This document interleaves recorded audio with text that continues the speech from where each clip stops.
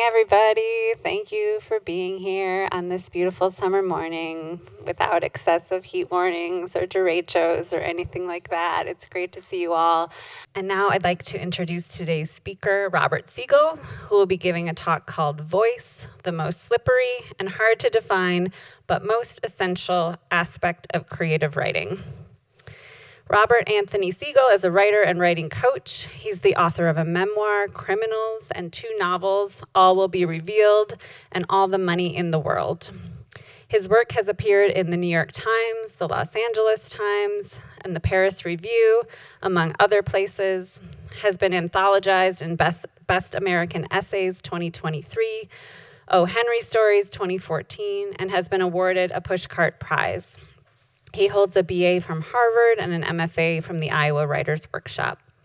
Robert taught in the Department of Creative Writing at the University of North Carolina, Wilmington for 22 years, helping students write and publish their first books. He regularly teaches for the Iowa Summer Writing Festival, both in person and online. So if you're not taking his Kickstart Your Memoir course this week, you can also look out for future online workshops. There also happens to be 1 seat left in Robert's weekend course that you'll see scrolling behind me in a moment. And that course is called Go Ahead, Make a Scene, How to Tell Your Story Through Dramatic, Vivid, Exciting Scenes. So grab that seat.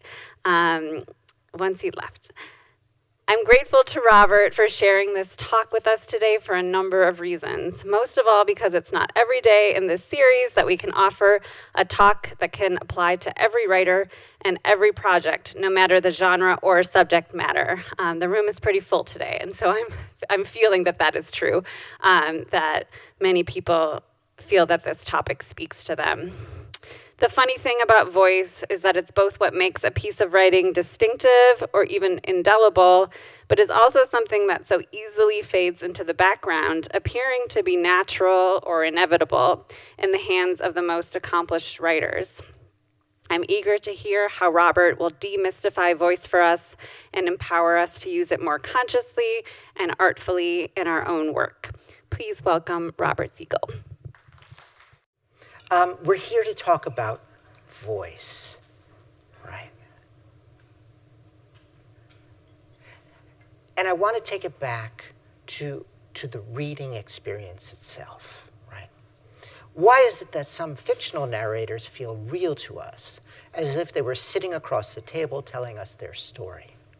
And why do we feel so utterly compelled to listen to them?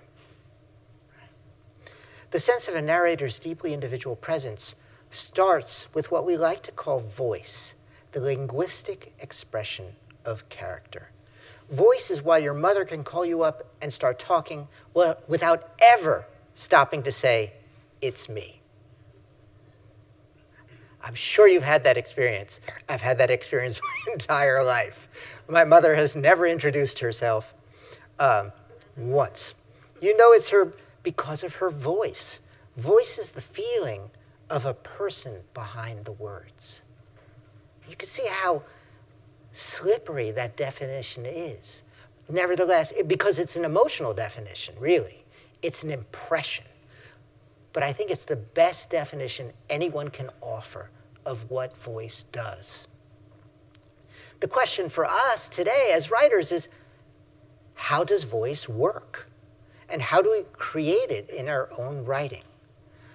Because we only have an hour, I will look at one example of the first-person I voice, consider what makes it effective, and then do an in-class exercise with you guys, putting what we've learned to work in our own writing.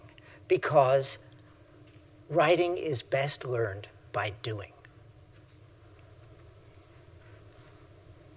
When I sat down to think about it, I believe that voice is created through these 7 elements. Remember that voice is if we define it as the linguistic expression of personality. I isolate these. You may be able to find other aspects. Ultimately, all of these 7 elements are interconnected, right? And that's part of the slipperiness, right? They're all connected. Diction. It's a fancy word meaning word choice.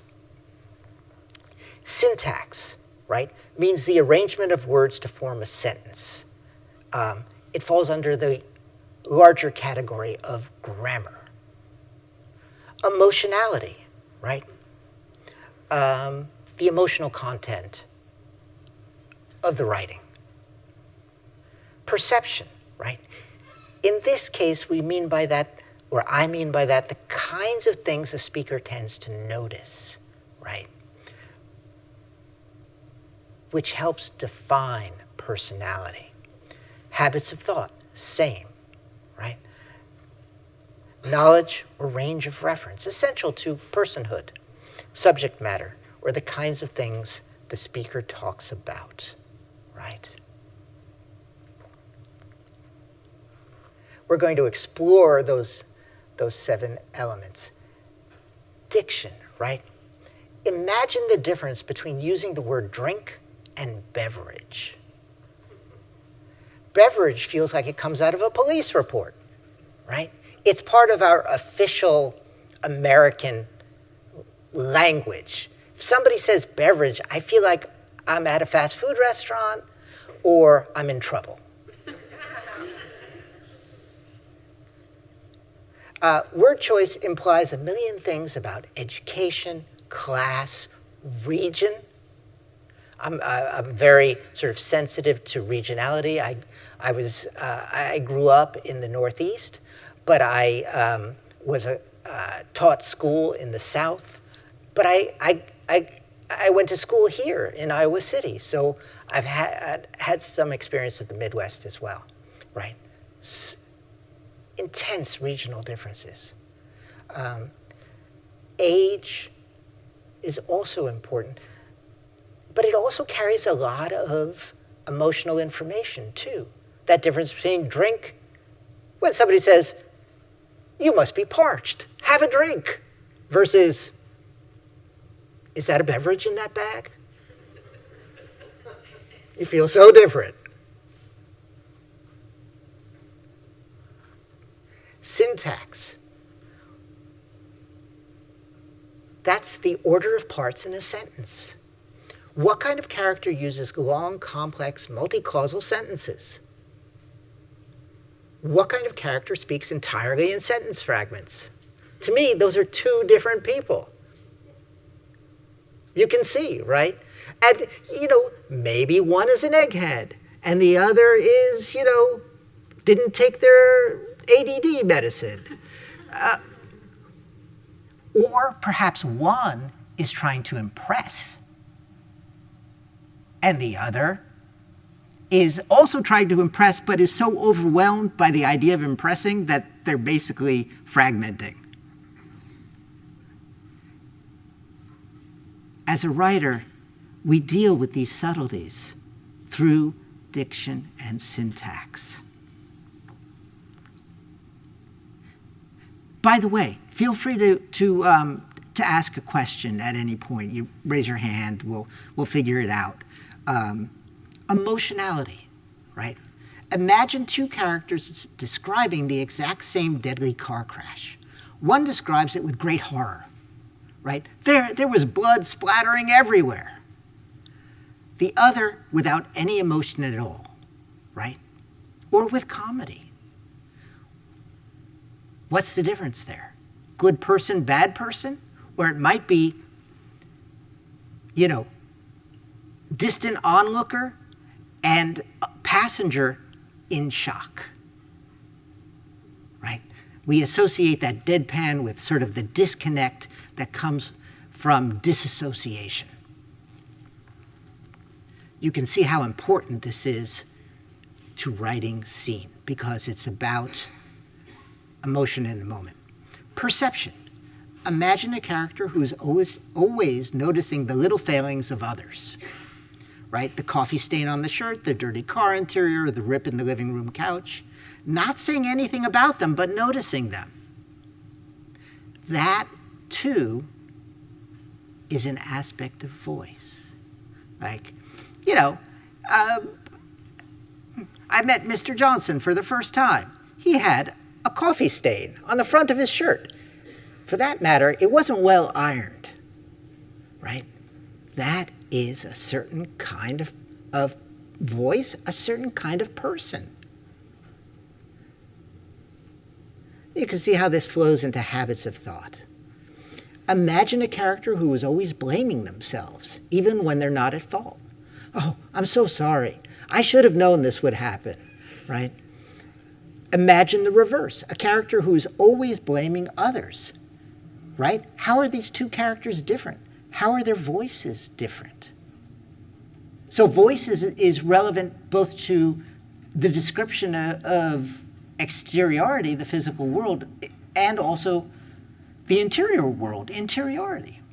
And this is true in a third-person narrative as well, because a third-person narrator, it's a little more complicated, is nevertheless shaded, right, by the interiority of the protagonist. That's what we call free and direct discourse. So, voice is relevant to all aspects of character experience. It's all told to us in voice. Knowledge. Compare a character who is traveling in France for the first time and knows nothing about the country to one who's fluent in French and has been there many times, right?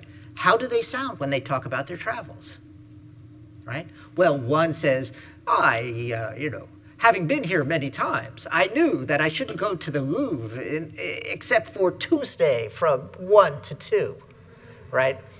And then there's me, who gets on that massive line and says, "Is this the Louvre?" And you're in a sea of selfie takers. Think about it. That the voice of the sort of ignorant traveler, that's Mark Twain's Innocents Abroad, right? A wonderful book that plays up the comic potential of the sort of stunned and struggling newbie. And that sort of insider sophisticate voice, that's any novel by Henry James. And they make such a contrasting sound in the reader's ear. Subject matter is also an aspect of voice. If you may be seeing a pattern here, really voice extends over all the elements of a written piece of fiction or nonfiction, right? Because they all speak to character. Compare a character who only talks about their garden, mulch, geraniums, right? That was my neighbors in North Carolina for about 20 years. To another character who wants to talk in greater detail about the novels of the Marquis de Sade, right? Like 100 Days of Sodom and so on. One is afraid of controversy, right? Mulch is the safest thing you can talk about on this earth, right? And the other one wants to shock you, which is, I think, often a version of self-importance, right? I want your attention. I'm going to shock you. I'm different. I will talk to you about the Marquis de Sade.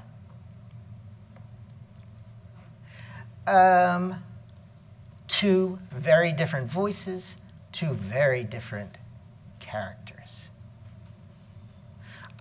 So I hope this shows that voice is actually not a mystery. Its effects are mysterious, but like all mysterious effects, it's actually produced in a very sort of, mechanical is the wrong word, but nuts and bolts way. There are techniques for creating voice, and we use them without thinking all the time. And my message for today is that the more mindful we become about the way we create voice, the more subtly and effectively we can control it as writers. And that is true for every aspect of the craft of writing. Why then does voice specifically matter?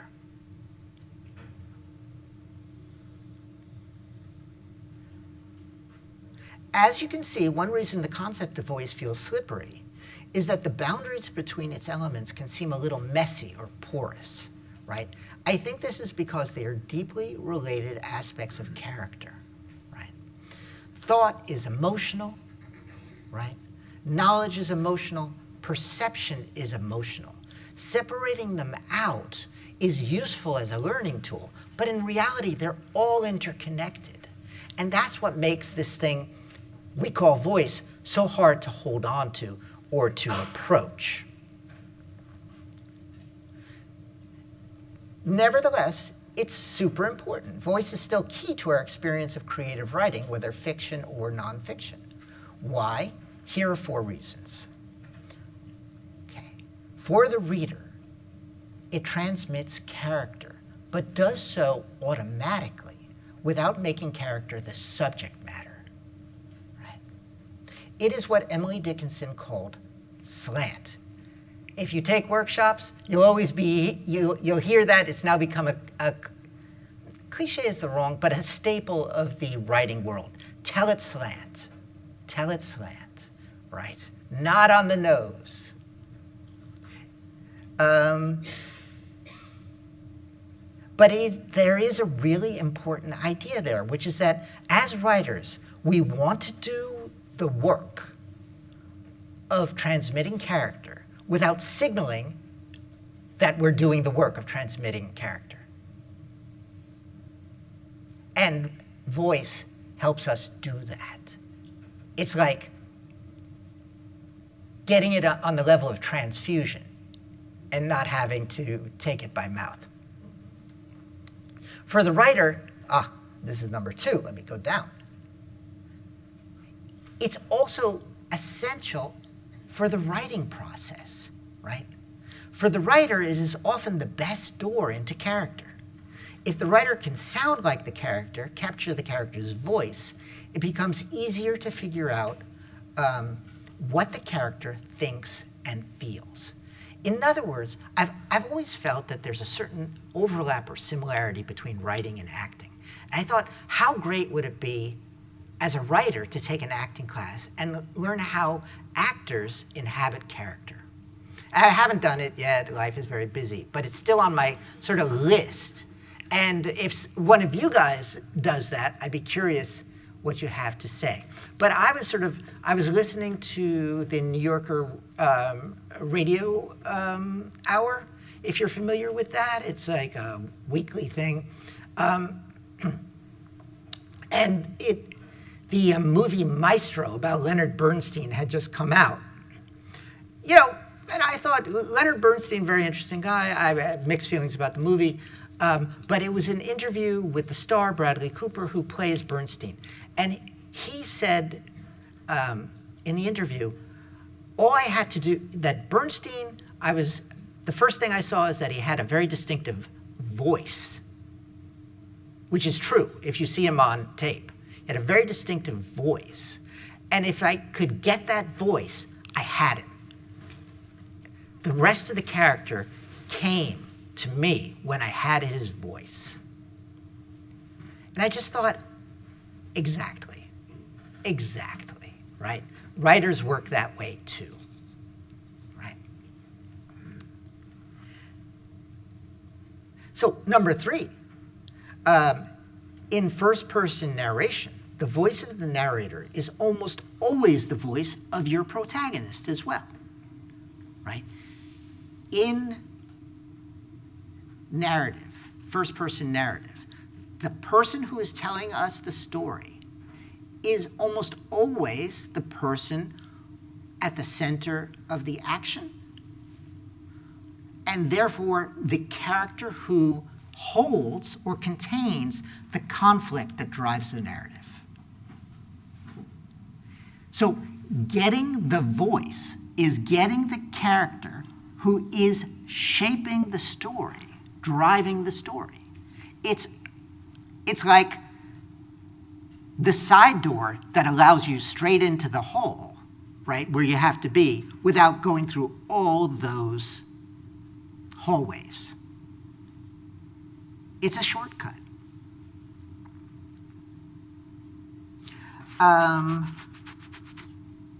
By the way, when I say, oh, the first person narrator is also the protagonist and holds the conflict, there's always somebody in the room who says, what about the Great Gatsby? And I'm like, yes, everything in the writing world, in the world of literature, there is always an exception, right? Because what we're involved in is art, not mechanics. But for the most part, this is true. All right, number 4. In third-person narration, the type of narration we're not going to talk about today because we simply don't have time, right? The narrator is usually an unnamed stand-in for the author, right? But voice still colors the story in much the same way, right? Just compare 2 third-person stories by different authors to see what a difference authorial voice makes. It's huge. So imagine a Hemingway story told in that sort of spare, we sometimes call it journalistic point of view, and compare that to a Eudora Welty story, right, who is this, a sort of lush, we sometimes say voice-driven writer, right? Or compare it to, nobody will even know who this is, I bet. Show me a hand. Harold Brodkey. We were talking about when I was an MFA student, Harold Brodkey was at the center of the American literary world. And I always like to say to my students, what do you think of Harold Brodkey? And they're like, I have no idea who this is, right? And I'm like, yes, that is the way the literary world moves, right? But anyway, he wrote these sort of maximalist, he was David Foster Wallace without the sci-fi, these huge verbal monstrosities that were wonderful. Or let's just go with David Foster Wallace because people, will know him, right? Such a distinctive voice, but so not Hemingway, right?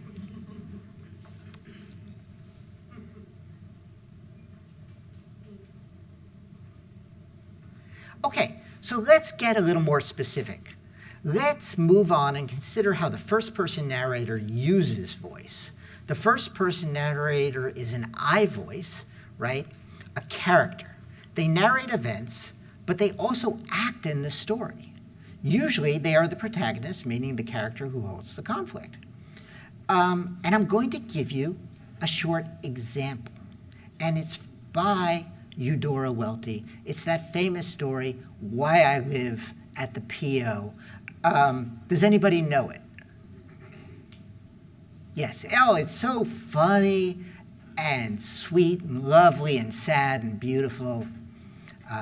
I am going to read it, and I can't read it, with its full southernness. But she was from Mississippi. But there is a clip of her on YouTube reading the story. So just go there and you will hear her read it in her own voice. This is the opening of the story. I was getting along fine with Mama, Papa, Daddy, and Uncle Rondo till my sister, Stella Rondo, just separated from her husband and came back home again. Mr. Whitaker. Of course, I went with Mr. Whitaker first, when he first appeared here in China Grove, taking pose yourself photos. And Stella Rondo broke us up. Told him I was one-sided, bigger on one side than the other, which is a deliberate calculated falsehood. I'm the same. Stella Rondo is exactly 12 months to the day younger than I am, and for that reason, she's spoiled. She's always had anything in the world she wanted, and then she'd throw it away. Papa Daddy gave her this gorgeous Ada-pearl necklace when she was 8 years old, and she threw it away playing baseball when she was 9, with only 2 pearls. So as soon as she got married and moved away from home, the first thing she did was separate from Mr. Whitaker, this photographer with the pop eyes she said she trusted. Came home from one of those towns up in Illinois, and to our complete surprise, brought this child of 2. Mama said she liked to made her drop dead for a second. Here you had this marvelous blonde child, and never so much as wrote your mother a word about it, says Mama. I'm thoroughly ashamed of you. But of course, she wasn't. Stella Rondo just calmly took off this hat with a snood. Right, and that's a type of net. Used to be attached to female women's hats and covered the hair. She says, why, Mama, Shirley T's adopted. I can prove it. How, says Mama, but all I say was, There I was over the hot stove trying to stretch 2 chickens over 5 people and a completely unexpected child into the bargain, without 1 moment's notice. All right.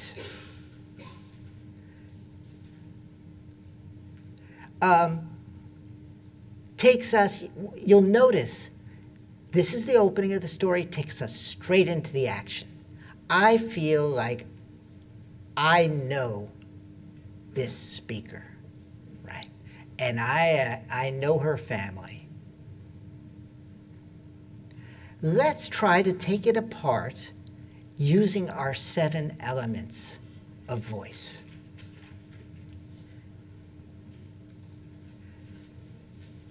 Again, diction, syntax, emotionality, perception, knowledge, subject matter, right?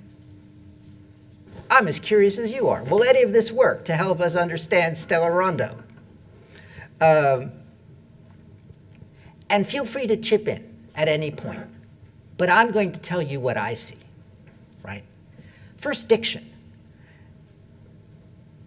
The word choice here is conversational, but also a little naive, right? That word Popeyes, right? Popeyes.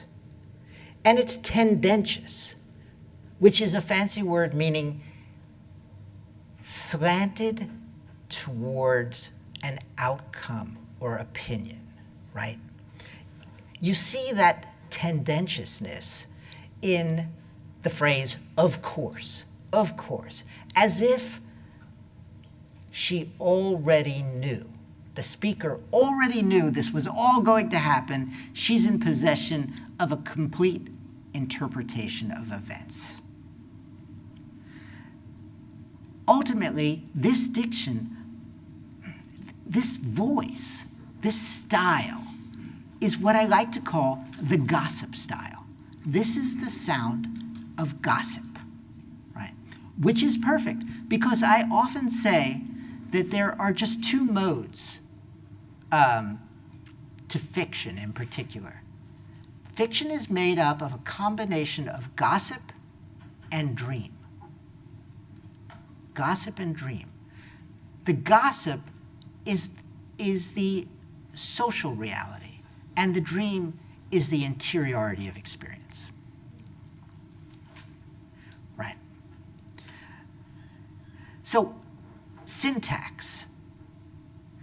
It is noticeably Southern to me, having spent 20 years there. You can see that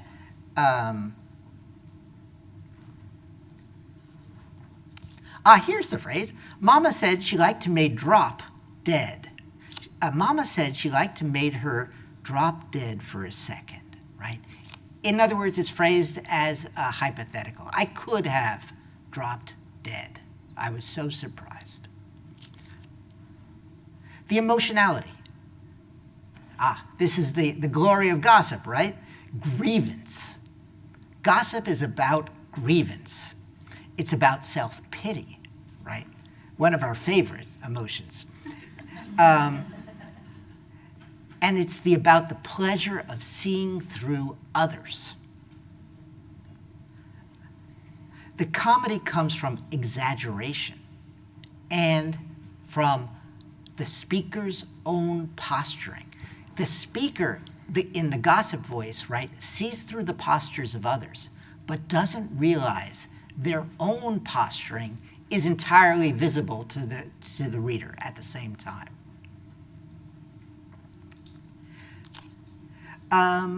Perception, right? The kinds of things the speaker tends to notice. People's pretensions, of course. That's what gossip's all about, right? And Stella Rondo's plotting. Other people's plotting is one of the great staples of gossip. Right? Habits of thought. Digression, right? We're straight, you can't explain the problem of Stella Rondo coming home unless you tell us about the necklace that she lost, right? When she was 8 or 9.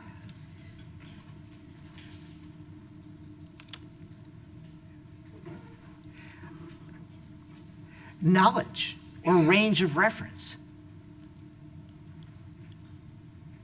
Really, the range of reference here is noticeably narrow. And it remains that way for the entire story. Our narrator is the postmaster in this little town. She's also the only postal employee, right? The town is so small they don't do delivery. You have to come and pick up your mail at the post office. When she gets really mad at her family, she moves into her office. She moves into the post office, right? Brings her stuff. The range of reference here is family and town, China Grove. Finally, subject matter. It is the subject matter of every story you've ever heard from a gossip, right? The true story of how I've been mistreated by my sister and my family, and how I am underappreciated by others, right?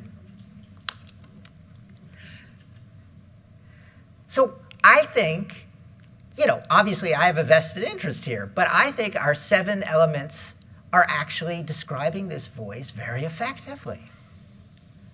Now, what I want you to do, I propose a quick exercise, right?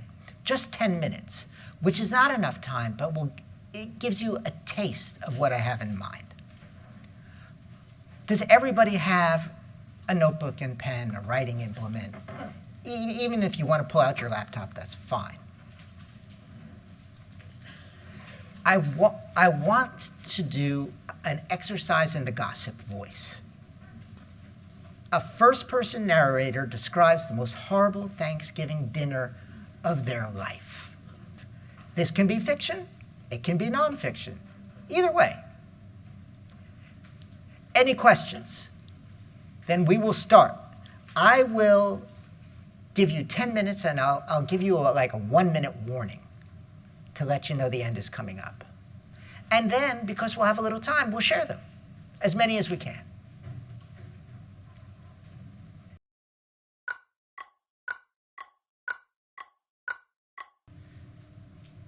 All right, time's up. Please put your pencils down, which is in itself an exercise in voice.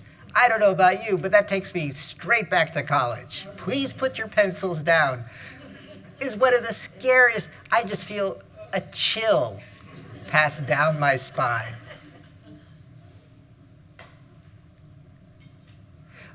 Is there somebody who would like to read? Okay, that was the first hand, right over there.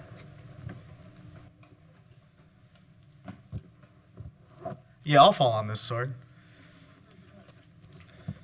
All right. My turkey was burning and no one seemed to give a damn.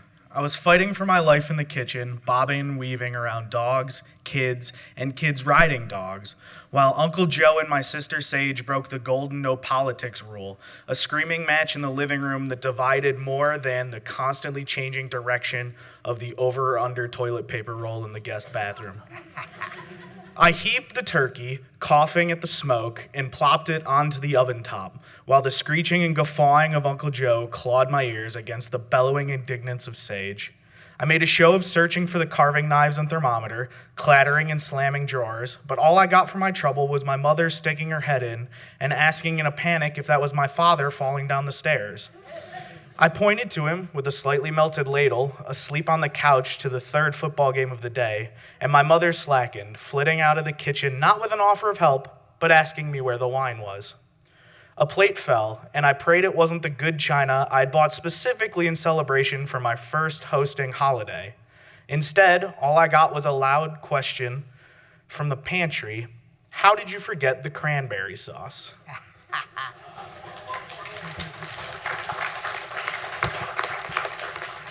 Fabulous, just fabulous. There's something about Thanksgiving that just releases the horror in everybody. I feel like, as you were reading, I thought, this guy brought this. Right, he had this all prepared. So, the most basic requirement of the gossip voice is a clearly described sense of grievance, of injury. And you get that right at the opening, right? My turkey was burning and nobody gave a damn, right? Perfect. I think we have time for one more. My partner, Michelle, and I picked up her son and daughter to go to Michelle's mom's house for Thanksgiving. I was driving and my passengers were ashy and shaken. "Please turn back, I feel sick," Matthew said. "We can't do this. Please don't make us," his wife, Pearl, said. They were all afraid of June, the family matriarch, who at 85 could cut down any of her kin with a sharp glance. We arrived, and I had to shove my passengers out the car and into the house. June's voice greeted us. "You're late!" Then she spied her daughter. "Michelle, come here. Come closer. I can't see you." Michelle approached and gave her mother a hug. June grabbed a lock of Michelle's red curly hair. "What color is this? You must be using some cheap brand to get this brassy color. It doesn't suit you." Then she spied Matthew. "Well, hello, grandson. When did you get so fat?" He collapsed on the sofa.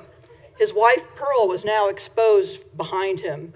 June rested her cloudy cataract eyes on this petite Taiwanese woman. "I'm glad you came, whatever your name is.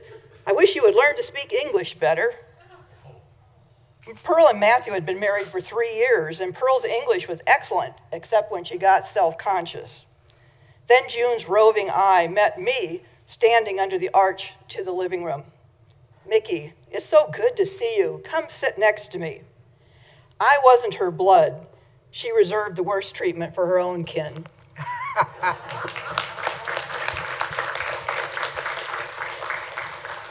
Perfect. And and I take all the credit. This exercise just brings out the best in everybody by bringing out the worst in somebody else, right? So what you basically have is the kind of character, the grandmother is the kind of character I like to call a chaos agent, who goes around insulting people and creating the sense of injury that is essential to the gossip voice. But also notice all the digression you had, describing the main players, right? And their history with each other. And you could just see how this would spread out. But the voice is pulling us in. There's, it's the sound of intimacy. Here is what everything means, what everybody means to each other. Just beautiful. So we're almost at the end. I wish, I could call on everybody. They would all be different. They'd all be distinctive, right? And yet it's all Thanksgiving, which is just, that is the miracle of writing you always hear about, the universality that somehow connects to a deep particularity. Now, I'm happy to take questions after we finish, right? So if you want to stay on a little later. But if you need to go to lunch, that's totally fine too. Class, for those in the festival, is at 2. I want to end, though, right, by quoting the writer Patricia Lockwood, contemporary writer with a wonderful voice, right? She's also a great critic.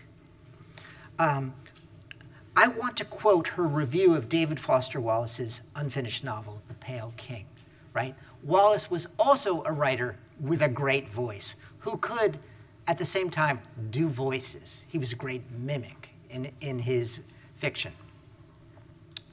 This appeared in the London Review of Books, so you can find it if you go there and search. Lockwood is trying to describe the miracle of Wallace's voice, and in the process showing us her own glorious voice in this kind of it takes one to know one sort of situation you see in the writing world all the time. Here it is.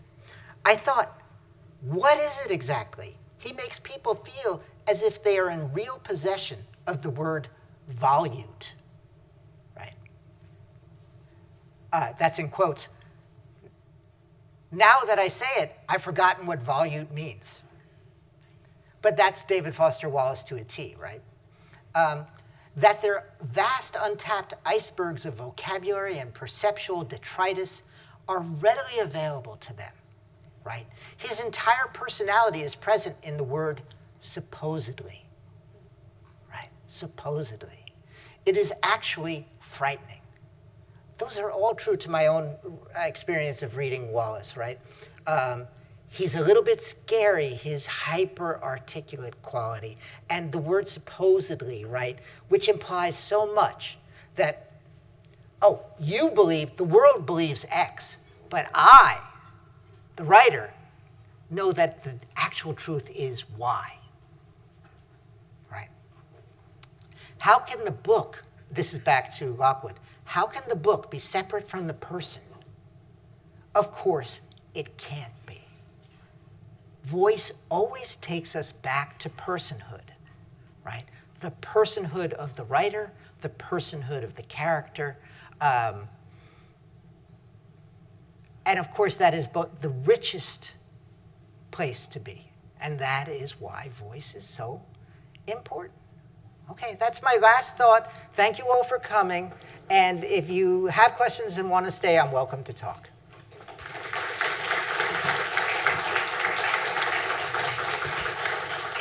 Thank you so much, Robert. Thanks, everyone, for coming. Thanks to those of you who shared or were willing to share. And we'll be back tomorrow with Claire Lombardo, Writing Real People, Empathic Fiction.